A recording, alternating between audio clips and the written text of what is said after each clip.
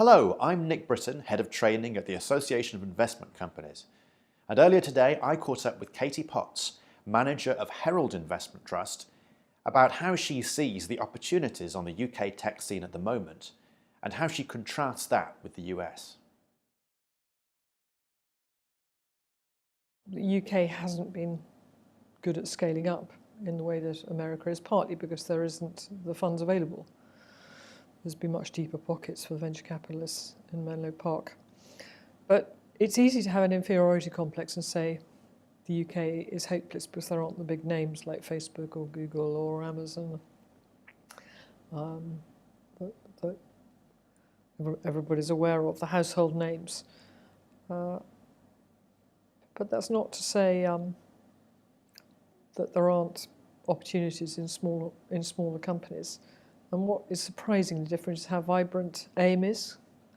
And this year alone, I think we've been approached 72 times for fundraisings on follow-on offerings in the TMT space in London. In fact, there's been a fairly consistent pattern that we've normally had about 17.5% of the portfolio in companies pre-profitability. And we've invested, although we've only raised 95 million of outside capital, we have, since inception in 1994, we have invested about 400 million in primary capital, just over 90% of which has been in the UK companies.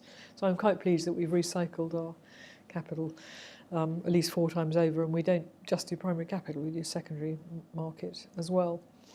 But I think why there's a skew to primary capital is it's tough for people to raise capital early stage, and I hate to say it, we've got pricing power when capital is short, and where a lot of valuations are more expensive, that can be better value at the small end that most people don't bother to look at. Over the longer term, we've done quite well out of some of the semiconductor IP companies. You know, we put primary capital into ARM, Imagination, Siva in Israel. That's been a fruitful sector for us. This year, I think our star has been IQE. We've held it for a number of years, but they do compound semiconductors. Wafers that are used, gallium arsenide and indium phosphide, and the big new market that's opened up is VCSELs, lasers used for transmitting data very, very quickly. I've asked my colleagues which would they rather do. Would they rather own the top 100 stocks in the portfolio or the bottom 150? Because they're the top 100 more mature, bigger companies. And universally the answer was, well, no, because I'd rather have both combined, because you can use the bigger, more mature companies as an ATM machine when you need to put more money into the smaller companies. So of our top 20 holdings, I think we've already realised, I think it's 80 million of profit. And we've already taken over 100 million out of the top 20 holdings. And I think at the last count it was 58 million of book cost and 320 million market value in our top 20 holdings. So it is our style that when we invest, we stick with companies and we try and be supportive when they want to raise money. But we start off with a small position and we don't follow on if we don't believe what we hear is encouraging. We're intolerant of companies who aren't straightforward.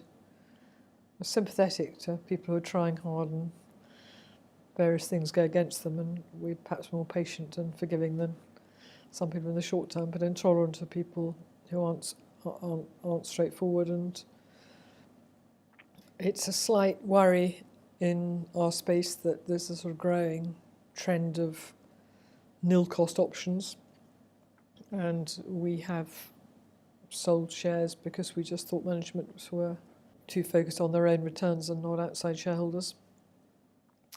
And we also tend to be fairly wary of companies that haven't what what we call got pricing power. You know, some of the manufacturing companies where margins are very low are much more difficult to scale and employ more capital. So that's why, although half the quoted companies in the space are in Asia, we have a relatively small position out there. Well, it was certainly interesting to talk to Katie about some of the opportunities that she finds at the smaller, earlier stage end of the UK market. And she's clearly finding plenty of opportunities out there. Thank you for watching.